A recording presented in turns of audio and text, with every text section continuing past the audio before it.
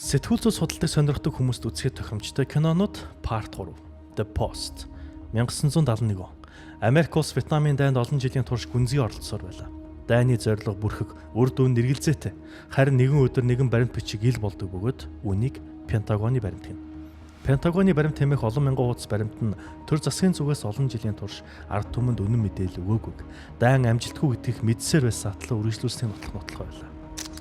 New York Times сонин эдгээр баримтыг нийтж игсэн ч шүүхт хэдэн ториг тавьсан. Үүний дараагийн ээлж нь Washington Post сонирддаг.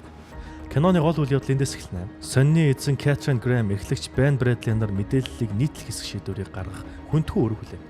Нэг талаас төрөөс ирж болох хууль, улс төрийн дарамт, нөгөө талаас ард иргэдийн үннийг мэдэх эрхтэй юу гэдэг ёс зүйн асуулт. The Post бол сэтгүүл зүйн эрхчлөө, хувь хүний шийдвэр ямар гүн нөлөөтэй байж болохыг өгүүлдэг кино. Кэтрин Грэмийн хувьд энэ зөвхөн мэргэжлийн асуудал биш байсан. Энэ бол түүнийг олон жил бусдын сүудэрт амьдарсны дараа өөрийн байр суурь, дуу хоолойгоо олж авсан мөч байв. The Post бол 90 сурвалжлах сэтгүүл зүйн үн цэнийг мөн шүүх, төр, хэвлэлийн эрхчлөө хоорондын тэнцвэрийг тайван хэрнээ гүн утгаар харуулсан кино юм.